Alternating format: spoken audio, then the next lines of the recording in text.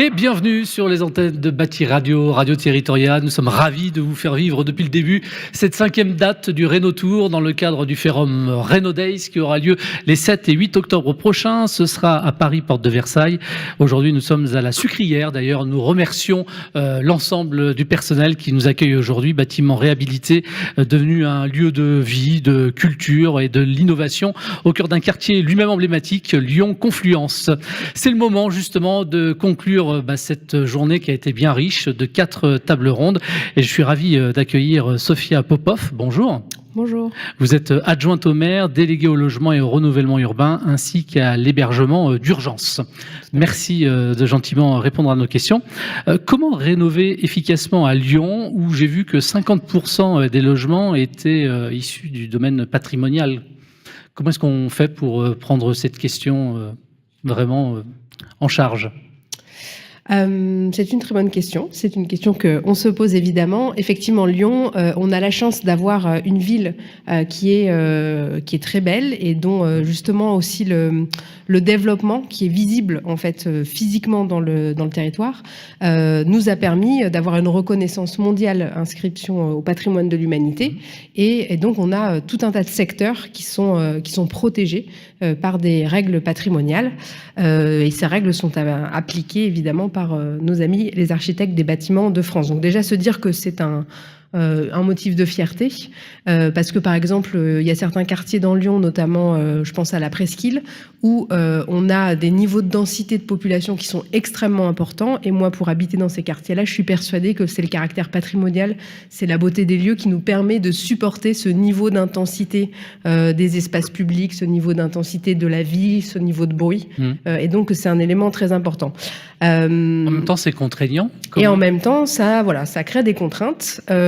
Et ces contraintes, on a justement décidé d'ouvrir un grand chantier de travail avec justement l'État, donc plutôt le ministère de la Culture et les architectes des bâtiments de France, mais aussi la métropole de Lyon. Et je crois que vous avez vu plutôt dans la journée un de mes collègues vice-présidents, Philippe Guelpadonaro, qui est en charge des questions de rénovation. Et on a décidé d'ouvrir un grand chantier pour essayer justement de rénover les règles qui contraignent, enfin en tout cas qui expliquent ce qu'on peut faire et ce qu'on ne peut pas faire dans ces secteurs patrimoniaux, et d'ouvrir un dialogue à la fois donc avec ces institutions, mais aussi avec le grand public, donc en associant les associations, représentant des habitants, les associations qui défendent le patrimoine, les associations qui défendent aussi les questions climatiques, la transition énergétique, pour pouvoir avoir un dialogue, se mettre d'accord sur des grandes méthodes pour faire, afin justement de faciliter et d'accélérer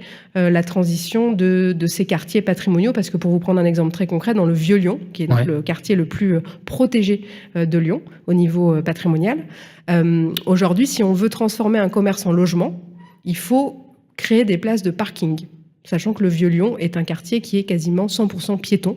Ça n'a vraiment donc aucun sens avec la réalité du quartier aujourd'hui. Et donc, c'est toutes ces règles-là qui, effectivement, nous empêchent de faire évoluer le bâti, évoluer le quartier. Donc là, vous pouvez agir directement, très concrètement. Là, on va pouvoir rénover ces règles. Et donc, l'idée, c'est aussi d'engager un dialogue un peu, animé, on va dire, ou en tout cas appuyé avec les architectes des bâtiments de France, pour se mettre d'accord peut-être sur des règles concernant, par exemple, le sarking, le fait de pouvoir rehausser certains bâtiments, y compris patrimoniaux, pour faire justement l'isolation des combles qu'on ne peut pas faire si on ne fait pas ce genre d'acte.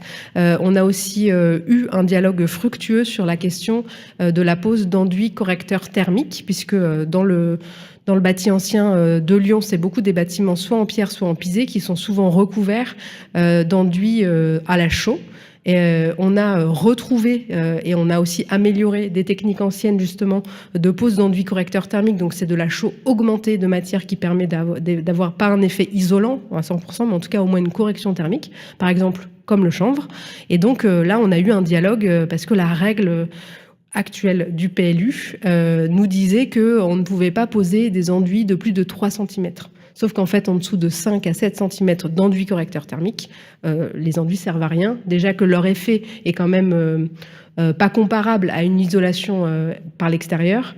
Et donc là, on a pu échanger avec les ABF et on a fait modifier certains documents de notre plan local d'urbanisme pour pouvoir apporter ces enduits. Et la ville a décidé du coup d'accompagner les propriétaires privés dans cet acte de rénovation en finançant les surcoûts liés au côté correcteur par rapport à un enduit à la chaux. Justement, j'allais vous demander comment vous accompagnez justement les habitants ou les copropriétés sur la rénovation. C'est une partie de la réponse. Oui, nous, en tant que ville, et je pense que vous l'avez compris puisqu'on est à la fin de cette journée qui était consacrée aussi à toutes les actions qui sont menées à Lyon, on est un territoire sur lequel on a de la chance puisqu'il y a une action forte des collectivités depuis plusieurs années, depuis 2015, quand la métropole a lancé son programme d'accompagnement à la rénovation énergétique des propriétaires qui s'appelle Éco-Rénov, qui est toujours en vigueur. Ah oui, donc on s'est dit, quand on est arrivé en responsabilité en 2020, que juste venir ajouter une aide à l'aide de la métropole, aux aides d'État, au C2E et à tous ces dispositifs qui sont déjà bien compliqués, on se posait un peu la question de la pertinence. Et donc, on a vraiment centré l'action de la ville à la fois sur des aides ciblées, justement sur les questions patrimoniales, parce que c'est un des enjeux de notre territoire, y compris au sein de la métropole de Lyon. Donc on a des aides ciblées pour les bailleurs sociaux et pour les propriétaires privés qui sont dans du bâti ancien. Et le deuxième élément sur lequel on a centré notre action, c'est la question de l'accompagnement, de la sensibilisation, puisque en tant que ville, on a la chance d'être vraiment, on va dire, la première porte que les habitants poussent de façon générale quand ils ont une question qui est un peu en relation avec ce qu'ils considèrent comme l'État de façon générale. Je suis par exemple adjointe à la santé dans le 5e arrondissement, qui est l'arrondissement où j'ai été élue. Je reçois énormément de courriers de citoyens qui me demandent comment trouver un médecin traitant. Vous imaginez bien que moi, en mairie d'arrondissement, je ne peux rien faire. Mais néanmoins, la première personne vers qui ils se tournent, c'est la mairie. Donc on s'est dit, on va capitaliser sur ce rôle que nous avons déjà pour vraiment mettre en place tout un tas de dispositifs pour essayer d'informer, de sensibiliser, d'accompagner les gens et de les renvoyer vers les acteurs qui sont vraiment les acteurs clés sur notre territoire en matière de rénovation énergétique, que sont la métropole de Lyon et l'ALEC, l'Association locale pour l'énergie et le climat, dont je suis sûre vous avez entendu parler. Oui, on en a parlé régulièrement au cours de cette table ronde. Vous avez évoqué aussi la nécessité de faire évoluer la législation pour mieux prendre en compte la spécificité du bâti justement ancien du territoire. Quel changement législatif vous souhaiteriez voir pris ? Alors, c'était pas tant en lien forcément avec la spécificité, en lien avec les questions de bâti ancien, mais c'est plus en lien avec la spécificité que notre territoire vit à l'aune du changement climatique, puisque Lyon est la ville en France qui se réchauffe le plus vite. Et on a connu déjà ces dernières années, et malheureusement on va en connaître encore davantage, à moins que le Gulf Stream change complètement de sens. Mais alors là, on est encore dans un autre délire, donc on va peut-être pas partir sur cette hypothèse-là, puisque là, on aura plutôt beaucoup plus froid. Nous, là, sur notre territoire, ces dernières années, on connaît des séquences de canicules qui sont de plus en plus précoces et de plus en plus intenses. Et aujourd'hui, en tant que collectivité, et donc en tant que ville, on a la responsabilité de protéger la santé et la sécurité de nos concitoyens, y compris en lien avec le logement. Donc on a vraiment à cœur de faire en sorte que les logements soient dignes, soient décents, soient confortables. Mais sur la question de la chaleur, on n'a aucun élément en fait juridique sur lequel s'appuyer. On a une police de la salubrité. Oui. Donc quand c'est trop bas de plafond, quand il n'y a pas assez de lumière, quand il n'y a pas un point de chauffage, ça on sait intervenir et on sait rappeler les règles aux propriétaires. Par contre, chaleur plus salubrité, là il n'y a pas. Par contre, chaleur, il n'y a pas de critères dans la loi. Et donc ça, c'est un sujet sur lequel je pense qu'il serait vraiment important qu'on arrive collectivement en tant que société à bouger à travers la loi pour donner aussi les moyens aux collectivités de protéger les citoyens. Pour vous donner juste un exemple, on a nous des locataires qui se mobilisent dans certains quartiers de Lyon justement pour faire valoir leurs droits, et on a des témoignages de personnes qui ont des problématiques de santé particulières, et notamment une dame qui nous a écrit parce qu'aujourd'hui, quand il fait trop chaud dans son appartement, enfin quand il fait trop chaud dans la ville et donc trop chaud dans son appartement, elle tombe dans les pommes. Et en fait, ça, c'est quand même inacceptable. Et elle a, par exemple, elle n'a pas de protection solaire extérieure. sur les vitres. Et c'est un des motifs qui fait qu'elle n'est pas en capacité de refroidir son logement. Et là, on atteint quand même des niveaux où c'est inacceptable et où il faut que vraiment, collectivement, on arrive à impulser un changement. Et là, on parle d'un cas, mais qui est sûrement pas isolé d'ailleurs. Pour vous donner un exemple un peu frappant. Qui est très parlant pour le coup. Quelles actions prioritaires la ville peut-elle activer pour accélérer justement la rénovation énergétique dans Lyon ? Donc, je vous en ai déjà cité pas mal. Il y a vraiment la question d'abord aussi notamment parce que comme on est une ville avec beaucoup d'endroits qui sont protégés, pour moi, le premier message qu'on essaye de faire passer aux Lyonnais et aux Lyonnaises, c'est que tout bâtiment mérite une amélioration thermique et tout bâtiment peut subir une amélioration thermique. C'est pas parce qu'on habite dans le Vieux-Lyon, dans un bâtiment en pierre apparente, qu'on ne peut pas apporter des actes qui vont améliorer le confort thermique et donc il faut absolument se poser la question. Ça, c'est le premier argument. Et peut-être les deuxièmes éléments, c'est les aides qu'on apporte et dont je vous ai parlé. Et peut-être un élément dont je ne vous ai pas parlé aussi, c'est le rôle que peut avoir une ville comme fédérateur, comme accélérateur aussi de la transition à l'échelle du territoire.